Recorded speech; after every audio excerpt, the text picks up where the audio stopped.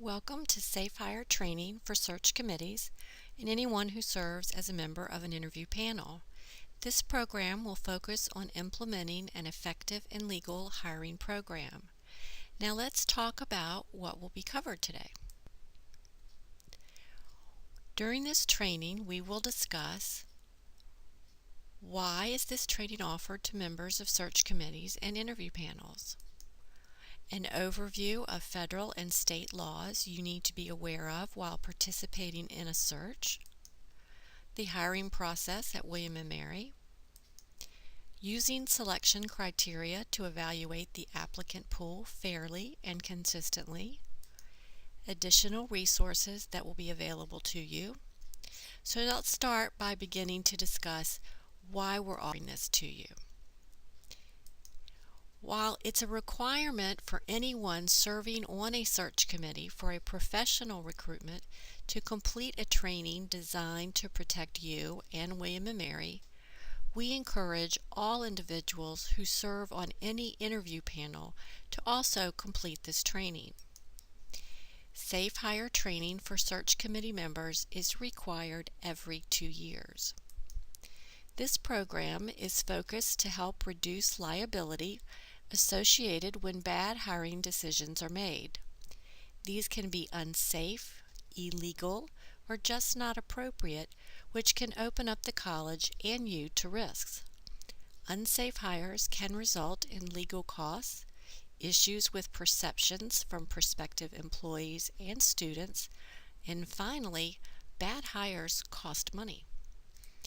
William & Mary recognizes that diversity is a valuable source of insight and adaptability, generating better ideas and service. Diversity can apply to minority applicants as well as to physically challenged, women, and veterans. Broadening opportunities to welcome diversity is one goal for offering this training. Employment laws, both federal and state, impact our hiring process. The U.S. Equal Opportunity Commission, or the EEOC, is responsible for enforcing federal laws that make it illegal to discriminate against a job applicant or an employee because of the person's race, color, religion, sex, including pregnancy, national origin, age 40 or older, disability, or genetic information. The laws apply to all types of work situations, including hiring, firing, promotions, harassment, training, wages, and benefits. Now let's talk about each one of the laws. Title VII of the Civil Rights Act of 1964 makes it illegal to discriminate against someone on the basis of their race, color, religion, national origin, or sex. It also makes it illegal to retaliate against a person because the person claimed about discrimination, filed a charge of discrimination, or participated in an employment discrimination investigation or lawsuit. The law also requires employers to reasonably accommodate applicants and employees' sincerely held religious practices unless doing so would impose an undue hardship on the operation of the employer's business. The Pregnancy Discrimination Act, Title VII, was amended to make it illegal to discriminate against a woman because of pregnancy, childbirth, or a medical condition related to pregnancy or childbirth. Equal Pay Act of 1963 makes it illegal to pay different wages to men and women if they perform equal work in the same workplace. Age Discrimination in Employment Act of 1967 protects people who are 40 or older from discrimination because of age. Title I of the Americans with Disabilities Act of 1990 makes it illegal to discriminate against a qualified person with a disability. It also requires employers to reasonably accommodate the known physical or mental limitations of an otherwise qualified individual with a disability who is an applicant or employee, unless of course doing so would impose an undue hardship on the operation of the employer's business. Sections 102 and 103 of the Civil Rights Act of 1991 amends Title VII and the ADA to permit jury trials and compensatory and punitive damages awards in intentional discrimination cases. Genetic Information Non-Discrimination Act of 2008, or GINA, makes it illegal to discriminate against employees or applicants because of genetic information. Genetic information includes information about an individual's genetic tests and the genetic tests of an individual's family members, as well as information about any disease, disorder, or condition of an individual's family members or their family history. What is equal opportunity? Well, first, equal opportunity is the law. It provides equal access to all in applying for jobs and makes sure everyone is treated the same during the hiring process. Federal and state laws protect against discrimination based on certain characteristics. Protected class groups are groups of people protected from discrimination and harassment. Now let's talk about these protected classes. The legally protected classes include race and color, national origin, pregnancy, sex, equal pay, disability, religion, age, genetic information, and veterans. The Executive Order 29, issued in 2010 in accordance with state law, state agencies are required to give preference to veterans in the hiring process. So let's talk about the Title VII of the Civil Rights Act of 1964. That protects individuals against employment discrimination on the basis of race and color, as well as national origin, sex, or religion. It is unlawful to discriminate against any employee or applicant for employment because of race or color in regard to hiring, termination, promotion, compensation, training, or any other term, condition, or privilege of employment. Title VII also prohibits employment decisions based on stereotypes and assumptions about abilities, traits, or the performance of individuals of certain racial groups. Certain race-related characteristics and conditions discrimination based on the immutable characteristics associated with race, such as skin color, hair texture, or certain facial features, violates Title VII, even though not all members of the race share those same characteristics. Color discrimination. Race and color clearly overlap. They are not synonymous. Title VII does not define color. The courts and the EEOC read color to have a commonly understood meaning of pigmentation, complexion, or skin shade or tone. Thus, color discrimination occurs when a person is discriminated against based on the lightness, darkness, or other color characteristic of the person.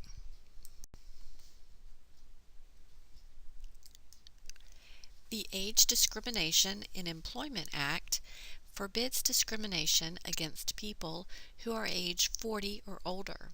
It is unlawful to harass a person because of his or her age. Under the ADEA, it is unlawful to discriminate against a person because of age with respect to any term, condition, or privilege of employment, including hiring, firing, promotion, layoff, compensation, benefits, job assignments, and training.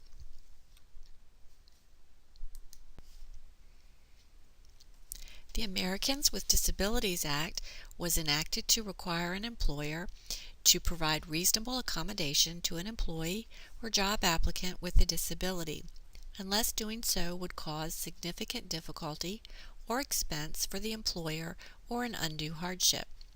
The ADA also protects people from discrimination based on their relationship with a person with a disability, even if they themselves do not have a disability. For example, it is illegal to discriminate against an individual because a family member has a disability. Now, who is defined as having a disability? A person who has a mental or physical impairment that substantially limits one or more major life activities, has a record of such an impairment, or is regarded as having such an impairment. What is reasonable accommodation? Making existing facilities used by employees readily accessible to and usable by persons with disabilities. Job restructuring, modifying work schedules, reassignment maybe to a vacant position, acquiring or modifying equipment or devices, adjusting or modifying examinations, training materials or policies, and providing qualified readers and interpreters. Sex and pregnancy discrimination involves treating someone, such as an applicant or an employee, unfavorably because of that person's sex. It can also involve treating someone less favorably because of his or her connection with an organization or group that is generally associated with people of a certain sex.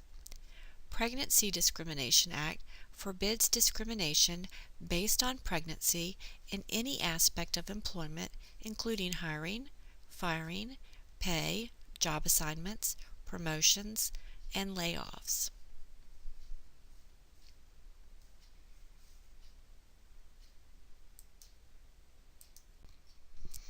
Equal pay discrimination. The Equal Pay Act requires men and women in the same workplace be provided equal pay for equal work. Jobs do not need to be identical, but substantially equal. Title II of the Genetic Information Non-Discrimination Act of 2008, or GINA, prohibits genetic information discrimination in employment. The definition of genetic information includes information about genetic tests of the individual and also of their family members, as well as information about the manifestation of a disease or disorder in an individual's family members, or say their family medical history. In accordance with the Code of Virginia, which requires that state agencies give preference in the hiring process to veterans, and in support of Executive Order 29, serving Virginia's veterans, the following is provided to guide in the application of the Veterans Preference provision of the Commonwealth's hiring policy. It is important to not discriminate against a veteran or those who could be assigned to active duty. Military experience is an area that can be discussed and considered if it is relevant work experience to the position. Veterans receive preference in the following ways. Initial screening. Applicants are screened to identify those who meet the minimum requirements for the position, the equivalent of achieving a passing score on a test. No preference is given.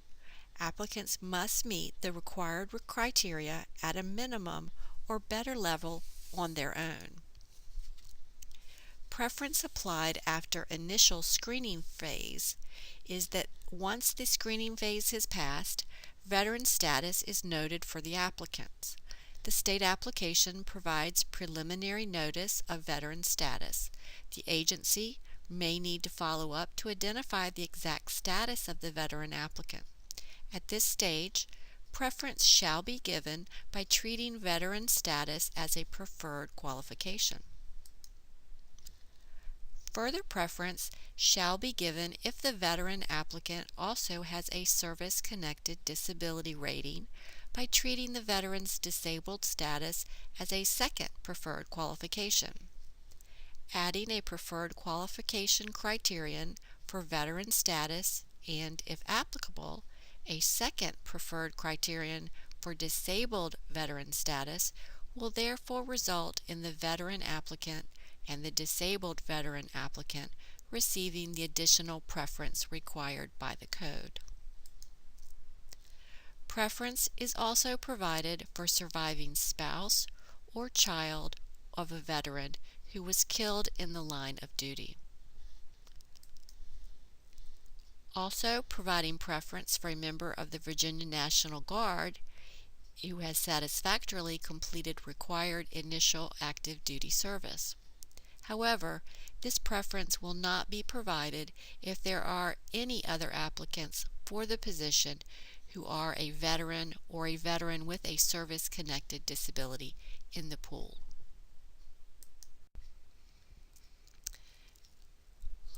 What is affirmative action? As defined by Merriam-Webster, it's the practice of improving the educational and job opportunities of members of groups that have not been treated fairly. It increases diversity efforts for underutilized positions. Now, what can you do as a member of a committee? You can try to recruit a diverse, qualified applicant pool, promote equitable hiring procedures, consider how best to reach women or minority applicants in your recruitment plan as part of improving diversity efforts. Consider the qualifications of all applicants who meet the minimum qualifications for the position, and ties should go to the candidate who brings diversity.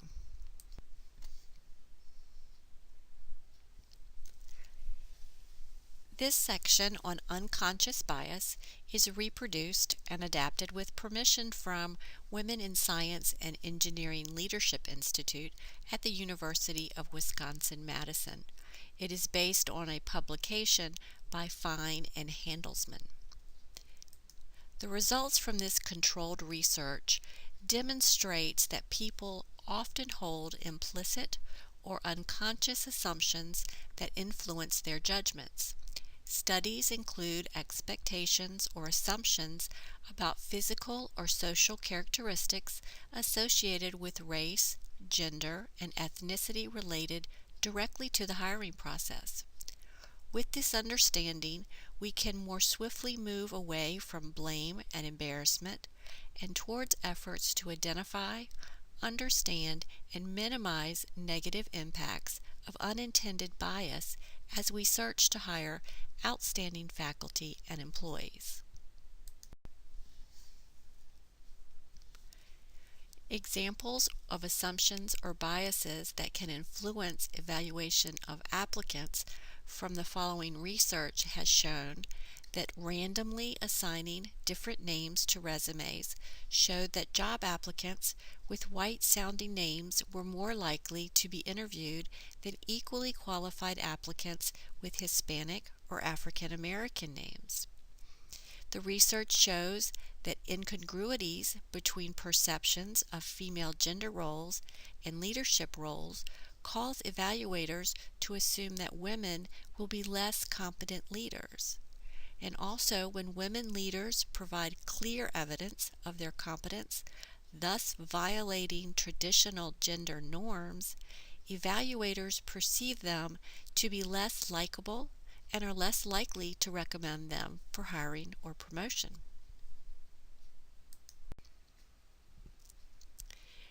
Suggestions for minimizing the influence of bias and assumptions.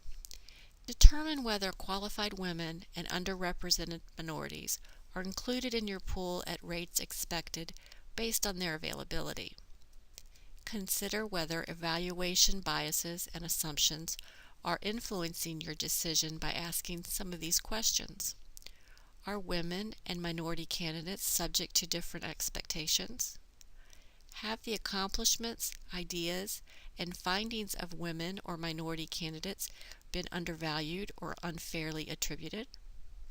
Is the ability of women or minorities to run a research group, raise funds, and supervise a staff of different genders or ethnicity been underestimated?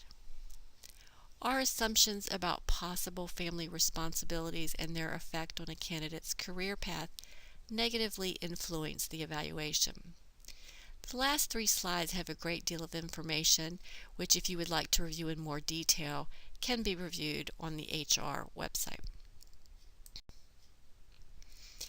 People Admin is the online recruitment and position management tool for recruitment, selection, and position management. The site is accessed at jobs.wm.edu HR for our internal users. New users who need access can request an account by clicking on the link Request an Account and complete the required information. Applicants are able to search and apply for positions on the online site, which is at jobs.wm.edu. Now, how do you get started?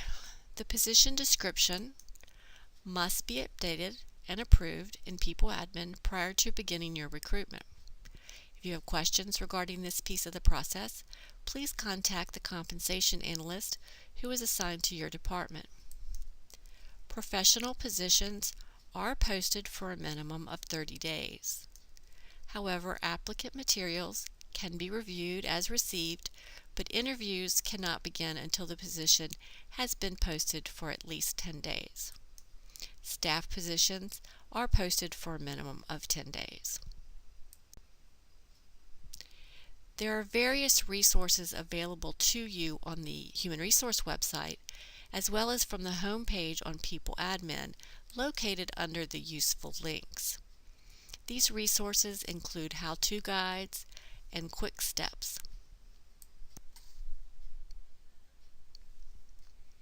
One of the first steps to get started is the appointment of a search committee or interview panel. The role of these members is to understand the requirements of the position and be committed to the goals of the department. The committee or panel ideally is comprised of individuals from diverse backgrounds to provide a variety of perspectives.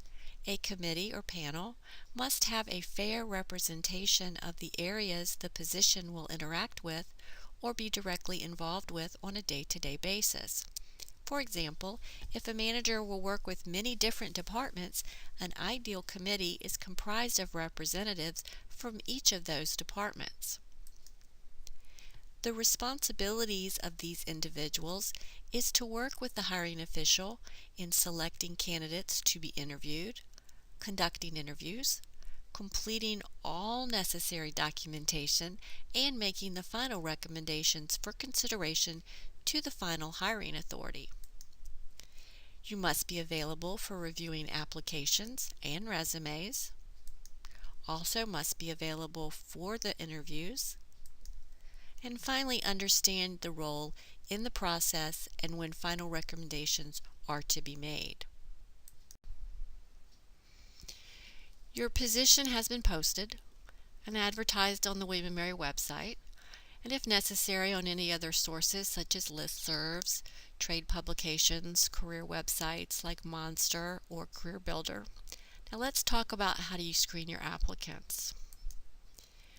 Review the pool using the minimum qualifications from your approved position description. Decide on those applicants who will be invited for interviews. Conduct those interviews. Complete any background checks, which include references and criminal history checks, and make a decision on your finalist. Screening consistently must always be the rule, not the exception.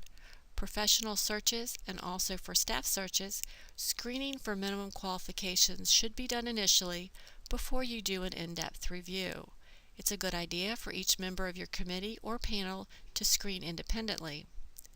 Applications and resumes are confidential documents and should not be discussed outside of the committee or panel. We suggest each member keep their knowledge of the applicant pool confidential until discussing who should be selected for interviews with the entire committee or panel. Now you're deciding who to interview, and there are some points to consider to avoid possible conflicts. If you are related to anyone in the pool, you should not participate in the selection process or interviews. Avoid any perception of favoritism or pre-selection if an applicant is a friend by stepping off the committee.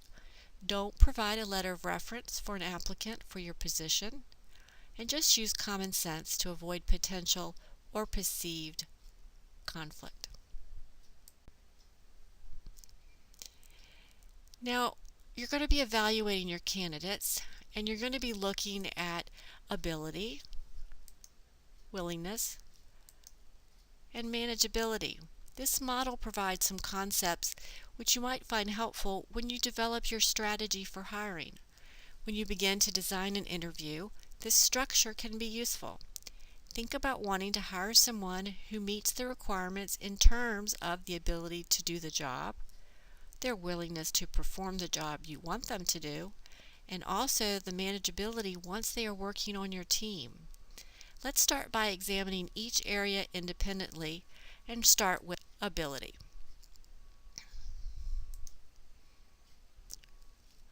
We are focusing on ability, but always keep 2 points in mind. Applicants are to be treated consistently, and you must be able to defend your decisions. When looking at ability, some things to consider are: how relevant is their experience? Can they provide examples? Am I willing or able to fill in their gaps with training? Do they have skills that I can't teach? And using the knowledge, skills, and abilities from the position description are a great tool to help you evaluate them. Now moving on, we're going to be talking about willingness. Some of our employees are not just here for the money or benefits. Sometimes the mission of William & Mary genuinely resonates with them in some way. They love developing students. They might be passionate about their field of work. Some people have a personal drive to succeed or produce quality work no matter what they are doing. Look for these clues that the candidate will become a willing contributor without much effort on your part. Consider such things as: how willing are they to do the work required? What motivates them? Are they passionate about work and success? Why do they want to work in this job, here, and at this time? Jack Welch is one of the world's most respected and celebrated CEOs, known from his unmatched track record of success, enormous love of people, fierce passion for winning, and unbridled desire to change the world for the better, using his unique management practice, which are collectively called the Welch Way. He has written 2 best-selling books, Jack, Straight from the Gut, and Winning. It's a very good read. If you'd like to, we recommend it. Let's now talk about manageability. If the candidate is capable and willing, the next area to be explored is how well they might fit in the department or team on a day-to-day basis. Consider things such as: will they work with your management style? If not, are you willing to adapt your style? Will the amount of independence available match their current needs? How have they worked with previous managers? In what types of environments are they most successful? Now let's take a moment to look at conducting your interviews.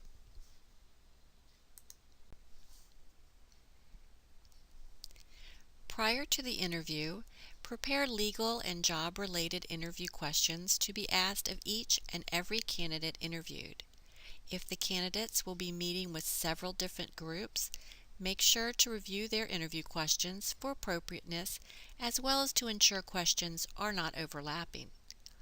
During the formal interview, focus on the job duties and responsibilities with your prepared questions. Allow the candidate to talk.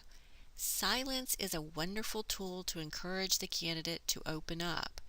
If you find the committee members are doing most of the talking, the candidate is most likely not revealing much information. If you also find yourself in an informal setting with the candidate, be aware of your verbal and nonverbal reactions. Remember, nothing during these times is off the record. There are some common pitfalls to avoid when you're with your candidates. They are asking about their family, such as, are you married? Are your kids excited about possibly moving? Do you attend a church? Instead, focus on safe topics such as the weather. How was your drive to the interview? How do you like our campus?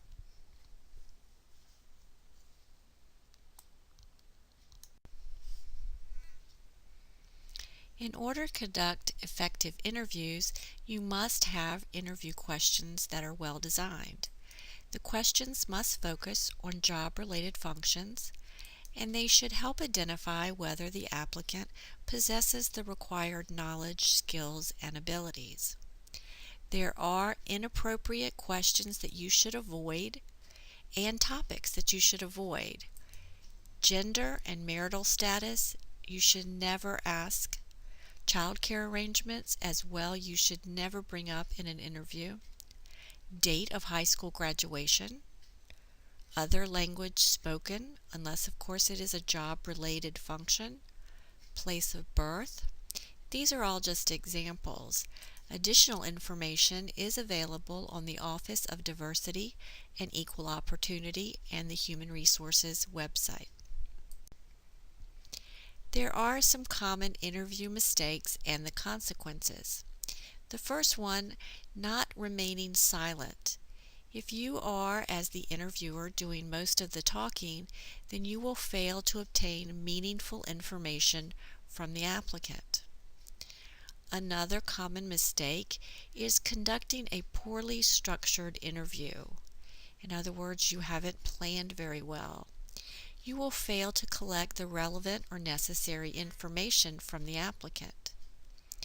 And another mistake that is used, and it happens frequently, is asking closed-ended questions where an applicant will have the option to answer yes or no. You fail to draw the applicant out when you use these types of questions. HR strongly encourages you to obtain references from former employees. A reference is an opinion from someone, so it should be part of your decision in evaluating the suitability of your candidate.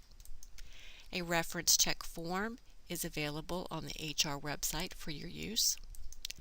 Obtain permission from the candidate prior to contacting a reference from their current employer.